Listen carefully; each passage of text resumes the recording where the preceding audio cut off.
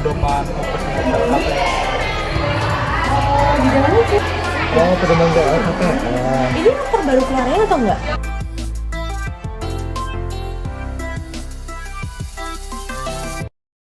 Bismillahirrahmanirrahim. Assalamualaikum warahmatullahi wabarakatuh. Program studi bimbingan dan konseling mempersiapkan para mahasiswanya untuk melaksanakan nanti kegiatan praktek lapangan konseling pendidikan di sekolah untuk mengaplikasikan bermacam-macam teori keterampilan yang telah mereka miliki di dalam pelaksanaan PLKPS itu sendiri. Nah, makanya untuk pelaksanaan tersebut perlu adanya dipandu, ada dengan buku panduan atau buku pedoman untuk pelaksanaan PLKPS itu sendiri yang berisikan misi visi dari kegiatan beserta tujuan dari kegiatan PLKPS itu sendiri di lapangan yang akan dipraktekkan oleh para mahasiswa bimbingan dan konseling untuk mempersiapkan diri mereka menjadi guru pembimbing atau konselor yang profesional nantinya di lapangan. Nah, itulah yang diharapkan dari pembuatan buku ini. Demikian, terima kasih disampaikan kepada Bapak Muhammad Al-Ridho Lubis SPD MPD. Terima kasih. Bagi mahasiswa yang ingin mengikuti program PLKPS harus memenuhi beberapa syarat. Yang pertama, telah mengikuti mata kuliah keahlian. Kemudian yang kedua, telah mengikuti pembekalan PLKPS. Dan yang ketiga, mahasiswa berada di semester ke-6. Dan yang keempat, mendaftarkan diri kepada panitia PLKPS dengan mengisi formulir serta mengajukan nama kepala sekolah dan guru pamong. Dan yang terakhir, menyerahkan fotokopi KRS. Kalian penasaran kan apa aja sih kegiatan mahasiswa yang dilakukan ketika mengikuti program PLKPS? Di antaranya mengikuti pembekalan PLKPS, kemudian menyusun program studi bimbingan dan konseling sesuai dengan panduan implementasi. Setelah itu, teman-teman bisa berkonsultasi dengan dosen dan guru di sekolah. Kemudian, membuat jurnal harian. Setelah itu, melaksanakan penilaian, analisis, dan tindak lanjut. Selanjutnya, menetapkan 3 orang siswa sebagai prioritas utama. Dan yang tak kalah penting, berperilaku baik di tempat praktek. Setelah itu, menyusun laporan PLKPS. Dan yang terakhir, yang tidak kalah penting, menyerahkan laporan ke Prodi. Untuk kegiatan dosen pembimbing itu ada banyak, salah satunya yaitu memantau dan mengevaluasi proses kegiatan PLKPS. Sedangkan untuk kegiatan KAUT, PL atau lab yaitu memonitoring dan menyiapkan segala urusan dari awal proses kegiatan PLKPS sampai dengan melaksanakan seminar laporan.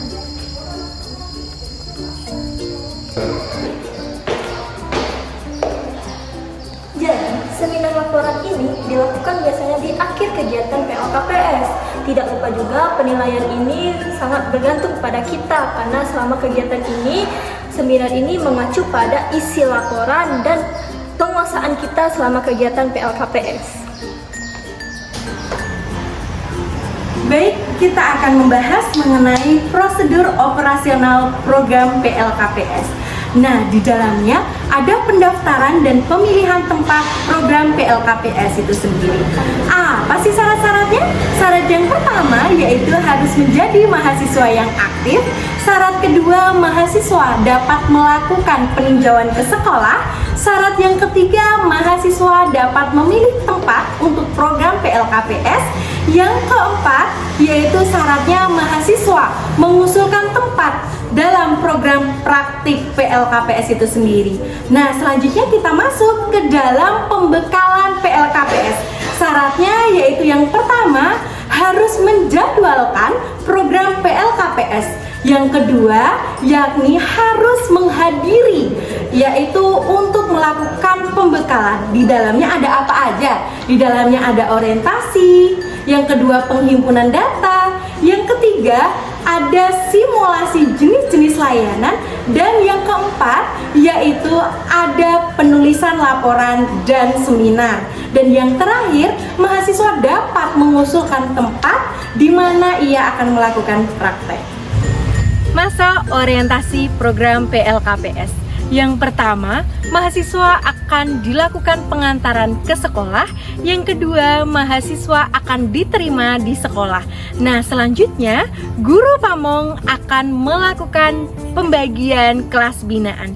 Nah, tujuannya untuk apa? Sebagai orientasi mahasiswa untuk dapat mengumpulkan data, pembagian instrumen, pengolahan data, sehingga nantinya dapat menyusun program. Nah, di dalamnya apa aja sih instrumen itu? Yang pertama ada berupa leger nilai siswa, yang kedua ada absensi, yang ketiga ada AUM, yang keempat ada sosiometri, yang kelima ada observasi dan wawancara, serta instrumen-instrumen yang lainnya. Mahasiswa harus mampu membuat laporan PLKPS. Sistematika penulisan laporan PLKPS terdiri dari 3 bagian. Bagian pertama adalah bagian awal, yang kedua adalah isi, dan yang ketiga adalah penutup. Di awal, kita harus membuat sebuah kulit luar yang di dalamnya merupakan bagian dari judul laporan. Selanjutnya, harus ada lembar pengesahan formalitas. Kemudian, ada yang namanya halaman formalitas pengesahan seminar. Kemudian ada yang dinamakan dengan kata pengantar, daftar isi, dan daftar tabel. Mahasiswa harus mampu membuat bab 1 pendahuluan. Apa aja isi bab 1 pendahuluan? Yang pertama, latar belakang. Yang kedua, mahasiswa harus menyusun visi dan misi PLKPS.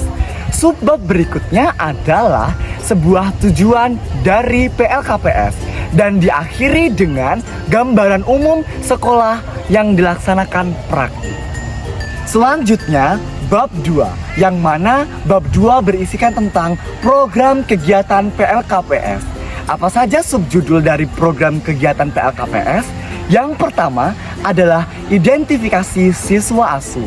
Yang kedua adalah proses orientasi kegiatan, dan dilanjutkan dengan himpunan data dan aplikasi instrumentasi. Sebelum mahasiswa masuk ke dalam bab 3, mahasiswa harus merancang program kegiatan PLKPS, yang dimana dalam isi tersebut adalah kegiatan-kegiatan yang akan dilakukan oleh mahasiswa dalam praktik PLKPS. Lalu mahasiswa merancang bab 3, yang dimana bab 3 memiliki subbab berjumlah 2. Yang pertama adalah melaksanakan kegiatan 4 komponen layanan bimbingan dan konseling. Kemudian yang kedua, mahasiswa melakukan kegiatan bersama 3 orang siswa asuh prioritas. Masuk kepada bab 4, mahasiswa harus menambahkan aktivitas dan partisipasi lain dalam praktik lapangan persekolahan di sekolah. Bab 5, mahasiswa harus menyusun penutup. Ditambahkan dengan 2 komponen yang tak kalah penting adalah daftar pustaka dan lampiran-lampiran. Nah, jadi pelaksanaan layanan bimbingan dan konseling itu gimana sih? Oke, jadi sebelum kita melaksanakan layanan bimbingan dan konseling, kita nih harus menyusun program layanan yang didasarkan oleh asesmen lingkungan dan juga asesmen kebutuhan peserta didik. Di sini ada 4 komponen nih dalam layanan bimbingan dan konseling. Jadi yang pertama ada komponen layanan dasar, responsif, peminatan, dan juga perencanaan individual. Lalu yang terakhir itu ada layanan komponen dukungan sistem.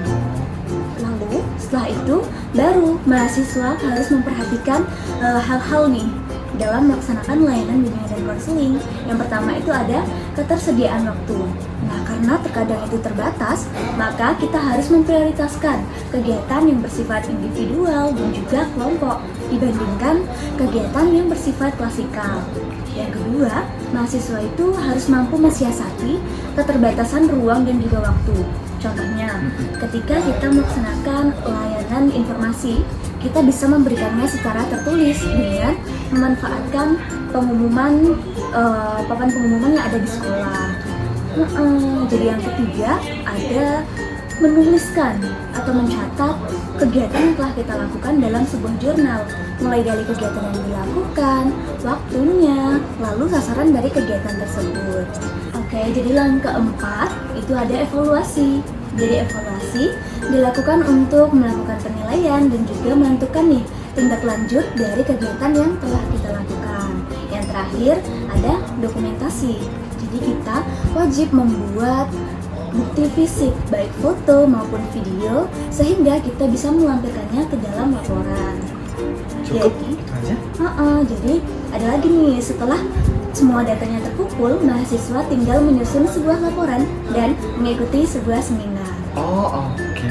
Makasih ya. Oke. Oh gitu pedomannya. Iya, gampang banget kan? Nah, apalagi sekarang, pedoman operasional PLKPS ini bisa diakses langsung secara online. Nah, kalian semua bisa akses pedoman PLKPS ini di laman Facebook, website Prodi, dan kolom deskripsi di bawah ini. Oh gitu ya, mudah. Iya, mudah banget kan? Tuh. Mudah, gampang dipahami juga.